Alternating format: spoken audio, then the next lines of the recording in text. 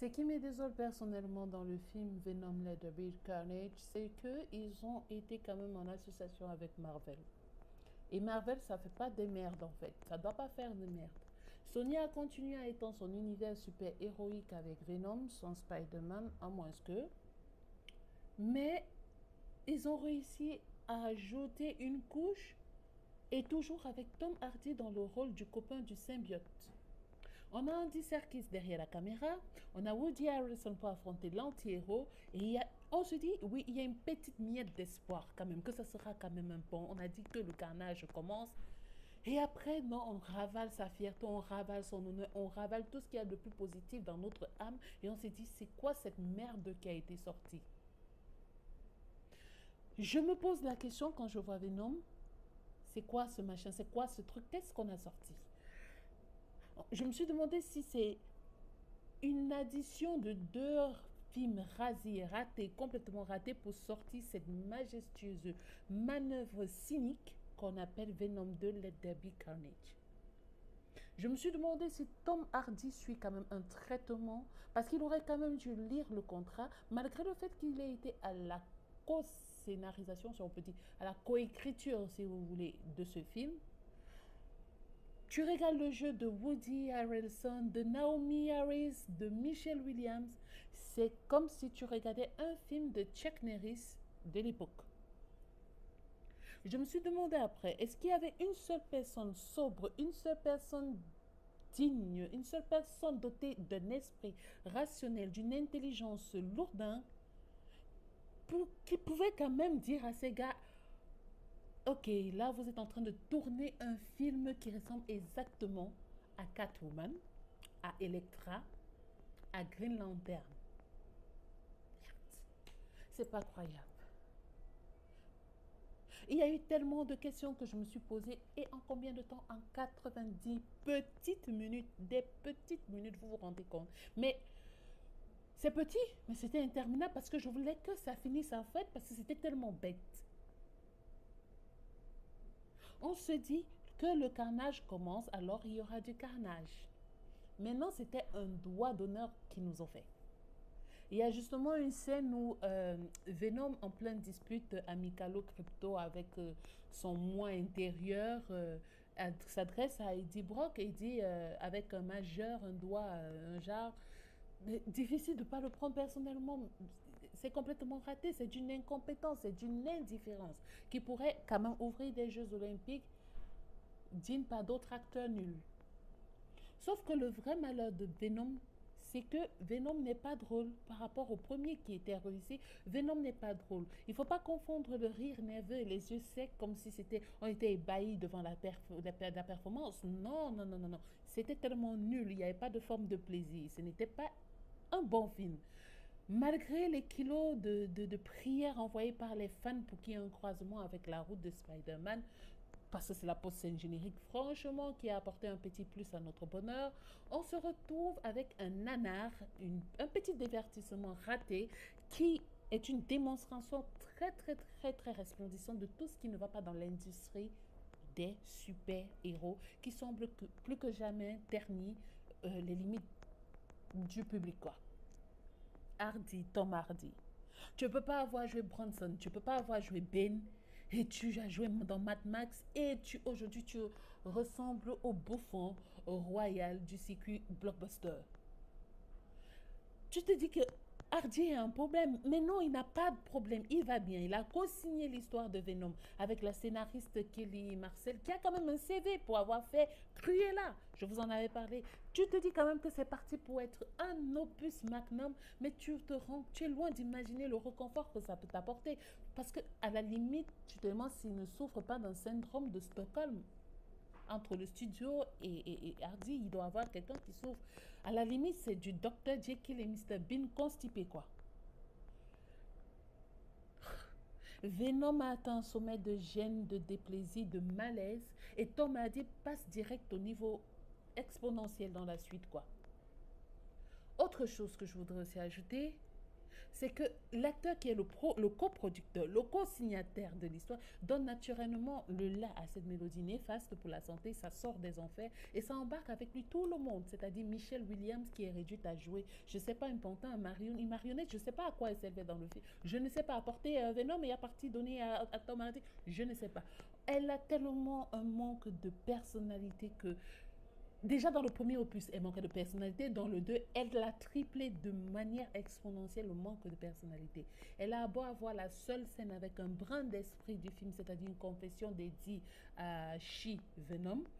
Elle est ballottée par l'intrigue et elle est utilisée comme un joker à faire parler Eddie, sauver Eddie, amener Eddie, compliquer la vie d'Eddie parce qu'au fait, ce n'est qu'à ça qu'elle sert.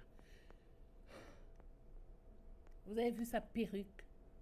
Parce que même la plus synthétique des perruques était plus jolie à voir que ce qu'elle avait sur la tête. C'est-à-dire, plus elle avait sur la tête et plus ça entraînait une détresse lisible sur son visage avec une grandiose scène. Oh Seigneur Dieu. Mais le pompon, ça reste le méchant de l'histoire. Et peut-être Naomi Harris, un Bonnie and Clyde de je sais pas, d'un Vogada ou je sais pas quoi. Faut être honnête et vital.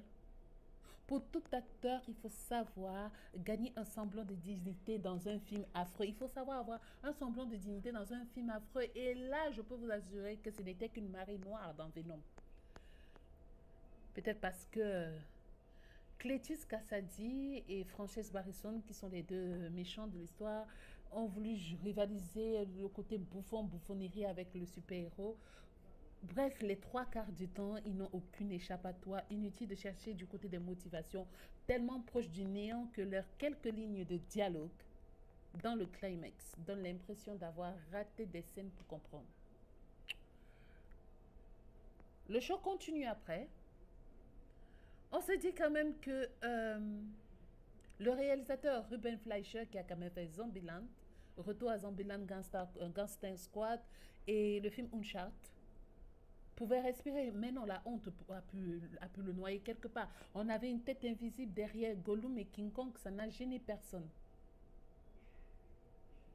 C'est-à-dire qu'on avait l'impression d'avoir pris des enfants Teletubbies pour faire de Hobbit Teletubbies.